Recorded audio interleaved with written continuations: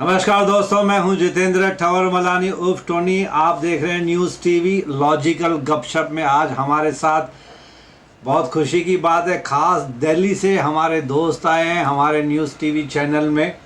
It's a privilege for all of us कि दिल्ली से कोई आया है इंसान हमसे मिलने के लिए न्यूज़ टीवी चैनल में लॉजिकल गपशप में हमसे बात करने के लिए।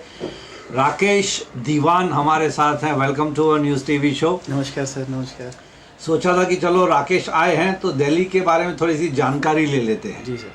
अच्छा शहर है, कैपिटल ऑफ इंडिया है जी। अप्स एंड डाउन्स तो हर शहर में होते ही हैं। कैसा है दिल्ली का क्लाइमेट? सर आप देख ही रहे हैं, AQI 400 प्लस 400 प्लस हो गया। चैट कर रहे हैं, चैट के दौरान कुछ इन्फॉर्मेशन आपको देने की कोशिश करेंगे। अब दिल्ली से आए हैं तो बट नेचुरल, दिल्ली तो कैपिटल ऑफ इंडिया है, नाम कमाया है दिल्ली ने। कभी कभी कुछ माइनस चीज़ें आ जाती हैं सामने। चलिए, अभी जो फ़िलहाल तो एक गर्म मुद्दा यही चल रहा है। सेंट्रल गवर्नमेंट आम आदमी पार्टी के ऊपर ब्लेम कर रही है, बिकॉज आम आदमी party is the ruling party वहाँ के दिल्ली की। जी। फिर वो हरियाणा के ऊपर ब्लेम जा रहा है, फिर उत्तर प्रदेश के ऊपर ब्लेम जा रहा है। किसान लोग वो अपनी खेती में क्या पराली जला रहे हैं, पराली कहते हैं उसको, पराली जला रहे हैं, उसका पोल्यूशन यहाँ पे आ रहा है। क्या सच्ची में इतना पोल्यूशन है? सर पोल्यूशन तो है, लेकिन ये कहना कि मतलब ये पोल्यूशन यूपी से है या हरियाणा से है।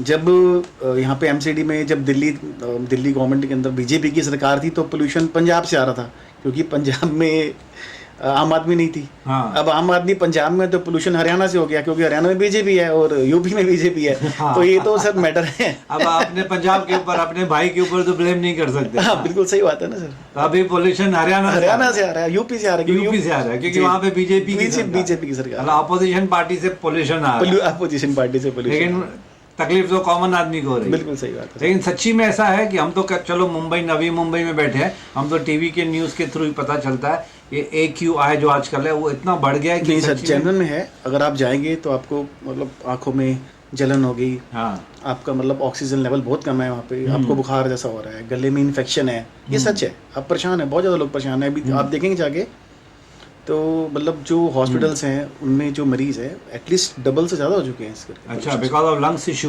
लंग्स इशू, ऑक्सीजन नहीं मिल रहा। जो जिनकी एज है 60-65 प्लस, तो उनको तो और परेशानी होती है। ज़्यादा परेशानी है, ओल्ड एज को ज़्यादा परेशानी है। बिल्कुल सही है दोस्तों। I want to make one thing very clear, हम किसी पार्टी के खिलाफ नहीं बोल रहे हैं। ये दिल्ली में ही रहते हैं तो लाइव इन्होंने महसूस किया है, इसके लिए मैंने सोचा इनसे पूछ ही लेता हूँ। We are not criticising any government, neither nor we are favouring any government. तो ये एक्चुअली सच्ची में परेशानी है। मैंने तो सुना स्कूल कॉलेजेस भी शट डाउन कर दिया, ऑनलाइन कर दिया सब कुछ। हाँ, कुछ करे भी हैं, छोटे बच्चों के करे हैं, और हो सकता है आगे मतलब हो सकता है शट डाउन भी करते हैं। तो ये दिसंबर का पूरा महीना ऐसे ही जाएगा? दिसंबर भी जाएगा सर, जनवरी भी जाता है। अच्छा, पराली चलती है, चलते रहेगा। पराली भी चलती है, और लोकल पोल्यूशन आप जानते हैं दिल्ली में ट्रैफिक कितना है, उसका भी है फर्क, बहुत फर्क। लेकिन वो तो मेरे ख्याल से बेंगलुरु भी है, तमिलनाडु भी है, मुंबई भी है, सब जगह पोल्यूशन तो है ही है व्हीकल्स का। हाँ, व्हीकल्स का पोल्यूशन भी है, लेकिन दिल्ली में मेरे ख्याल से ट्रैफिक में कुछ ज़्यादा लगता है। बहुत ज़्यादा है, लेकिन वहाँ पे आपकी मेट्रो तो काबिले तारीफ है। यस, मेट्रो सलाम है उनको। मेट्रो वालों को तो सलाम है सर। अगर मेट्रो नहीं होती तो शायद पता नहीं क्या होता। सच्ची में पता नहीं क्या होता। सच बिल्कुल सर। क्योंकि मैं दिल्ली लास्ट ईयर में गया था तो आई वाज रियली इम्प्रेस्ड कि मेट्रो जो मेरे ख्याल से 7 या 8 लाइंस कम से कम है मेट्रो की। हाँ, 7 ज़्यादा ही होगी, अब ज़्यादा ही होंगी। तो मुझे बहुत खुशी हुई ये, मतलब I was genuinely feeling good, proud feel हो रहा था कि भले Delhi is a vital part of our India, कि इंडिया में इतनी मेट्रो इम्प्रूवमेंट हो गई है कि हम कंपैरिजन कर सकते हैं उसकी फॉरेन कंट्रीज के साथ। बिल्कुल ठीक कह रहे हैं सर आप। मतलब पता नहीं कहाँ तक मेट्रो जा रही है। नहीं, पूरा एटलीस्ट बहुत सिंप्लीफाई करके रखा। इजी बिल्कुल इजी। और आप मेट्रो है तो आप इजी कंफर्ट। वहाँ पे एक पुलिस वाले से मैंने पूछा कि सर ये मेरे को इस एरिया में जाना है तो बाय रोड कितना टाइम लगेगा, तो पुलिस वाले ने बोला सर कहाँ धक्के खाओगे रोड के, मेट्रो में जाओ, मजे ले लो। नहीं, बिल्कुल ठीक बोला सर। अगर आप मतलब एग्जांपल, आपने कोई सफ़र है आपका 10 किलोमीटर है और आपको अपनी गाड़ी निकालनी है, तो आप समझिए 10 किलोमीटर के लिए आपको 2.5 घंटे 1.5 घंटे लग जाएगा।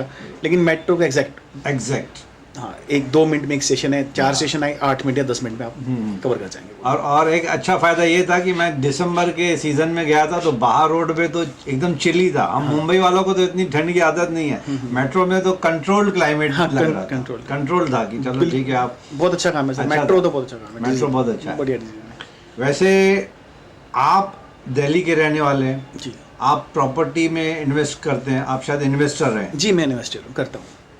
दिल्ली में प्रॉपर्टी के रेट्स शूट अप हो रहे हैं या स्टैग्नेंट हैं या कुछ एरिया वाइज है सब कुछ?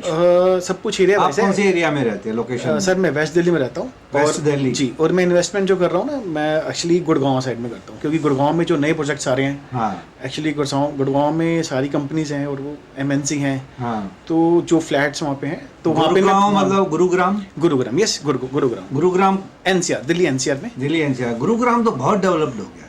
हाँ हो रहा है, हो भी हमारे गया। यहाँ पे जैसे BKC है, वहाँ पे उससे भी आगे है गुरुग्राम। Yes. फॉरेन कंट्री लगता है मुझे तो जी लगता जी है। जी जी, है जो ना? नया एक्सप्रेस वे खुला है अभी, MNC सब वहीं पे जा रहा MNC था। सब वहीं पे है ना? जी जी, IT सब IT सारा पूरा वहीं पे। पूरा वहाँ गुरुग्राम में जाओ तो सब यंगस्टर्स ही यंगस्टर्स, यंग ब्लड पूरा, यंग ब्लड पूरा। गुड़गांव और नोएडा, है ना? या नोएडा। नोएडा एंड गुरुग्राम आपस में कनेक्टेड ही नहीं नहीं, ऑलमोस्ट। अपोजिट। कितना डिस्टेंस है? अपोजिट है, मतलब अगर दिल्ली के आप जो जाएंगे तो गुड़गांव इस तरफ है, तो अपोजिट साइड में नोएडा। नोएडा ज्यादा डेवलप्ड है कि Gurugram sir with regard to infrastructure?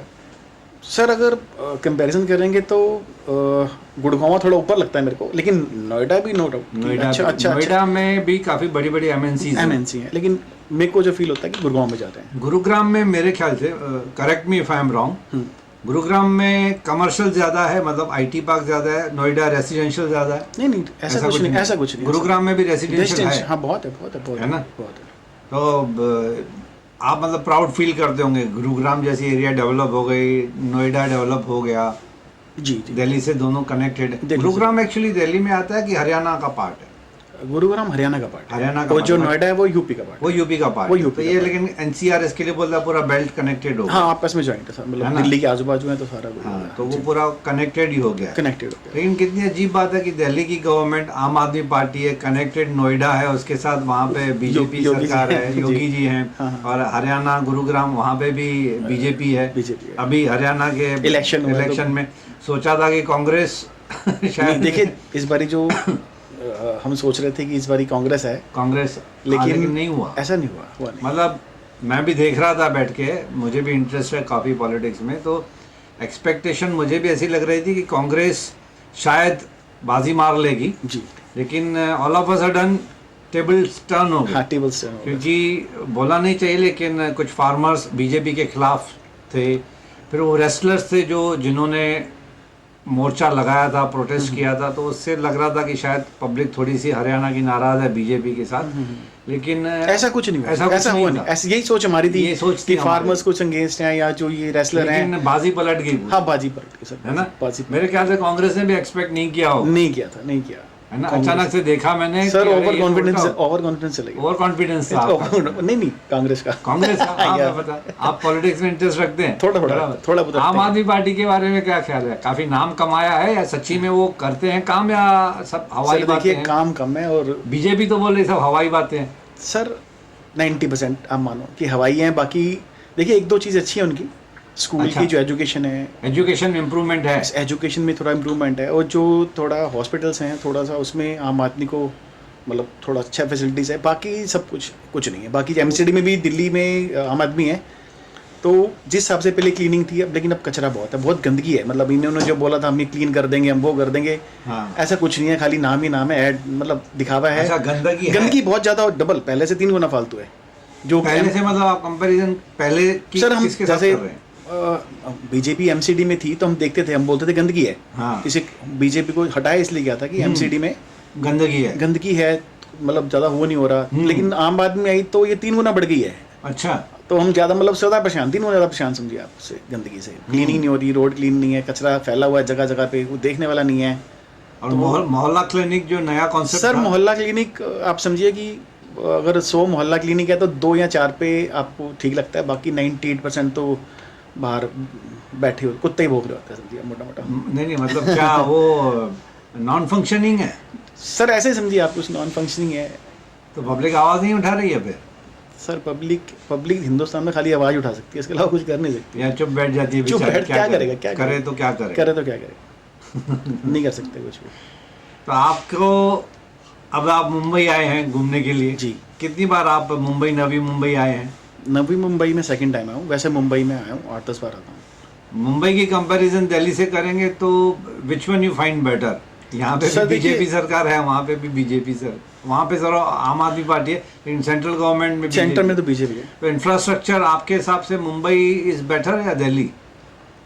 Sir देखिए, मुंबई बेटर है, क्लीनिंग में भी बेटर है। मुंबई बेटर लगती है मुंबई आपको? बेटर लगता है मेरे को। हम्म, हाँ, इंफ्रास्ट्रक्चर में मुंबई बेटर लगता है। अच्छा। जो मतलब रोड्स हैं दिल्ली में फुल जाम है, मतलब यहाँ पर थोड़ा सिस्टम थोड़ा ठीक है, हम्म। थोड़ा स्टिक है यहाँ लोकल दिल्ली, पुलिस। हमारे मुंबई में टचवुड ट्रैफिक रूल्स काफी अच्छे हैं, हाँ, ट्रैफिक रूल्स यहाँ बेटर है। मतलब फाइन पेनल्टी तो सर वहाँ पे आजकल- क्या कि मतलब रोड्स के ऊपर लोग कुछ भी मतलब स्टिकनेस नहीं है, कैसे मर्जी गाड़ी चलाओ, जो मर्जी करो, ट्रैफिक इधर उधर लाइटें सब इग्नोर कर देते हैं, ये दिक्कत है। और अगर किसी ने पकड़ा तो बोलते हैं कि पता है ना मैं किसका बेटा हूँ। यस यस यस वो एक्चुअली अब हवलदार बेचारा भी परेशान हो जाएगा कि साला ये किसका बेटा है। वो क्या करेगा बेचारा, उसको फोन हो जाता है। हर एक आदमी तो पॉलिटिकल बेटा है। हाँ, पॉलिटिकल। विद ड्यू रिस्पेक्ट, मैंने ये यूट्यूब में एक देखा था कि वहाँ पे सब बोलते हैं कि तेरे को पता है सर, ना हाँ। मेरा चालान काट रहा है, मैं किसका बेटा हूँ। बेटा नहीं मतलब तो हम जानते हैं, ये ले बात करो ऐसा मतलब, तो हाँ, ले बेचारा बात वो करो। भी जो चालान काटने वाला है वो हवलदार भी- बोलेगा पता नहीं कौन से पॉलिटिकल लीडर से बात करवा रहा है यार, बीजेपी की लीडर से बात करेगा, हाँ। कांग्रेस से करेगा, एनसीपी, आम आदमी पार्टी, दुनिया भर की तो बड़ी बड़ी लीडर्स वहीं बैठे हुए हैं सब। ठीक बात तो यानी ये आपका दिल्ली का क्लाइमेट और हमारे मुंबई का क्लाइमेट जमीन आसमान का फर्क है। हमने कभी जिंदगी में इतनी ठंड तो देखी नहीं, मुश्किल से स्वेटर निकालना पड़ता है। वहाँ पे तो जैसे ही नवंबर, मिड नवंबर से आपकी दिल सर्दी शुरू हो जनवरी एंड तक तो नहीं, चलती है, फेब तक चलती है, फेब तक चलती फेब है लास्ट तक आपकी, चलती है, ठीक। है ना। तो वहाँ पे व्हाट वी से, यहाँ पे तो हम लोग विंटर में भी एसी चलाते हैं दोपहर के टाइम पे। तो हाँ, चला दोपहर के टाइम पे तो आदत ही पड़ गई कि ऑफिसेज में, घर में हम लोग, हाँ ठीक है गर्मियों में ज़्यादा यूज़ होता है, विंटर में थोड़ी एसी कम होती है।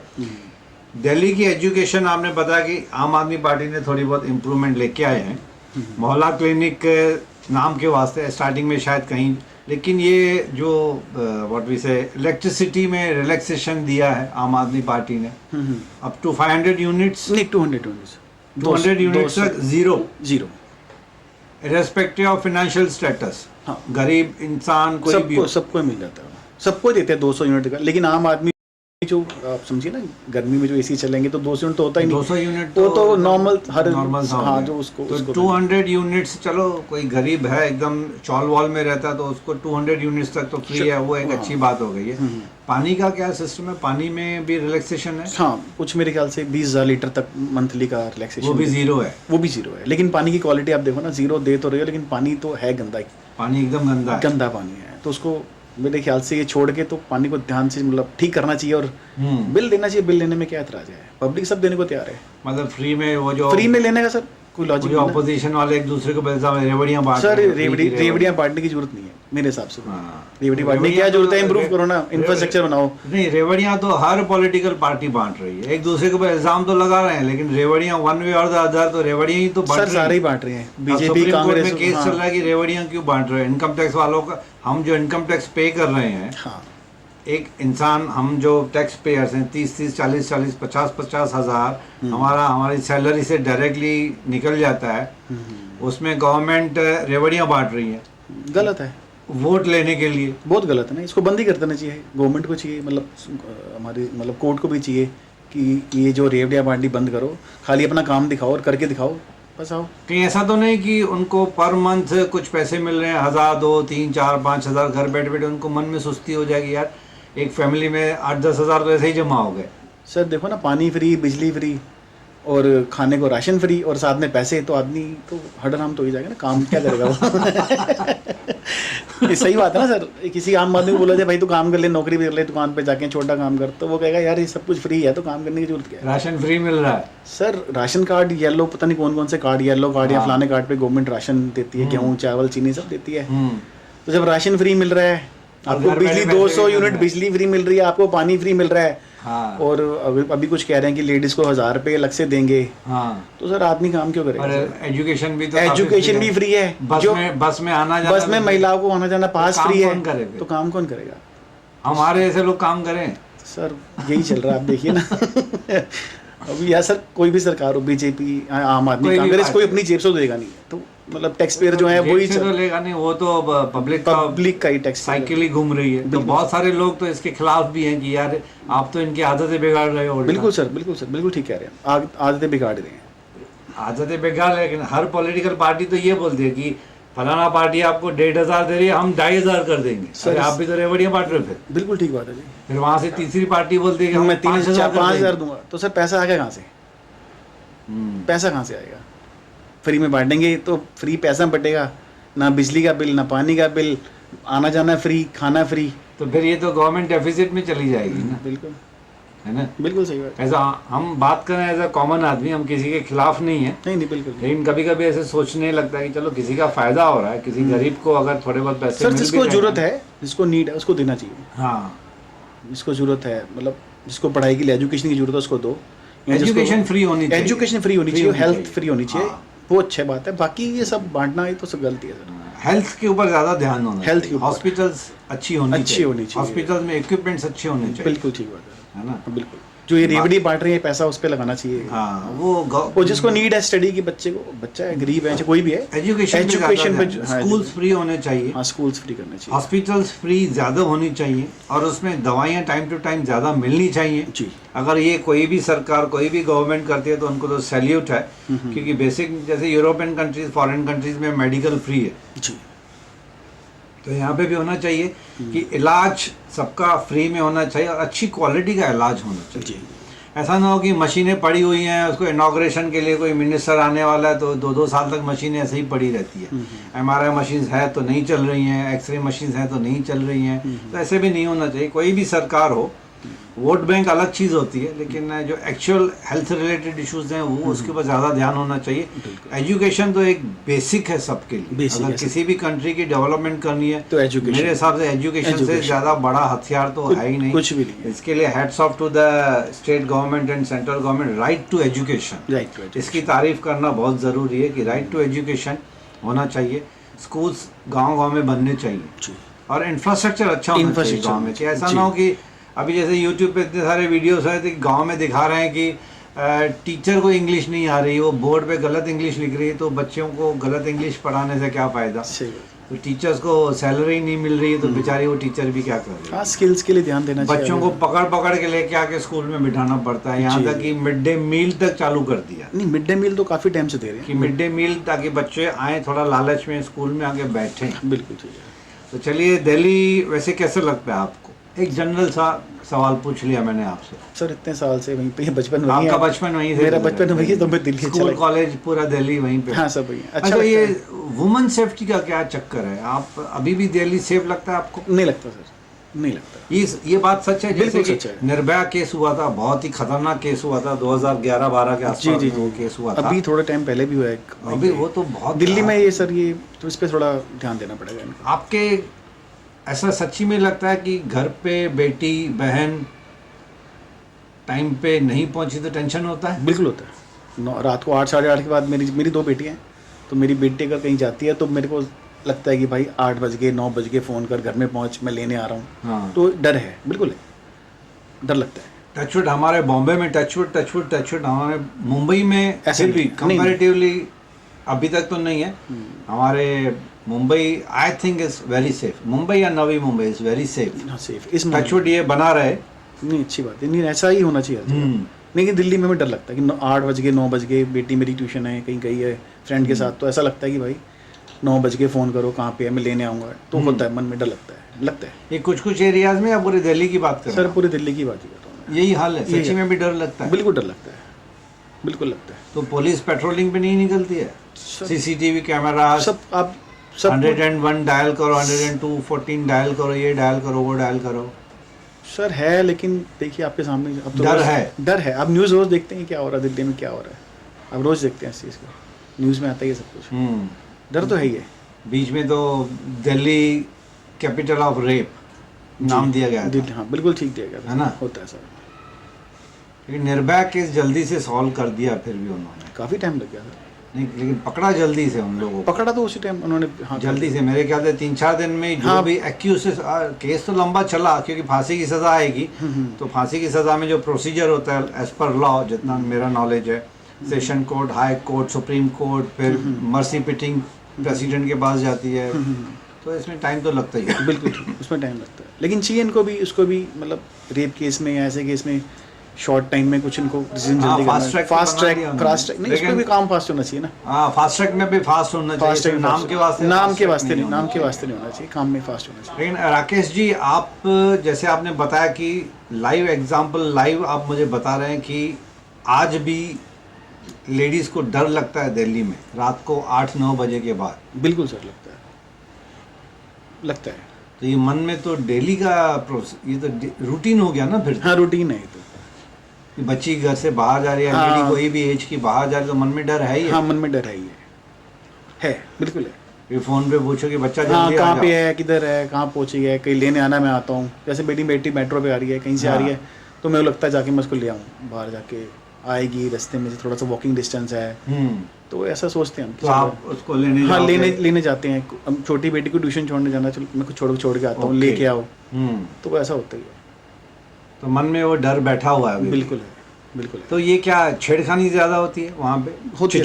छिछोरापन, ये थोड़ा सा है। कमेंट पास करना, whistling करना, हाँ छेड़खानी सीटी करना, बजाना, सीटी छेड़खानी नहीं, करना। सीटी पे ना, चलो ये चीज़ रहेगी, आजकल तो वो बाइक लेके करना, उल्टे सीधे काम करते हैं, वो थोड़ा है ही है। अच्छा छेड़खानी छेड़खानी आगे करनी, पीछे हाँ करना। लेडीज जो लोग कहते हैं चेन स्नैकिंग, मतलब वो भी काम बहुत है, होता है, बहुत है।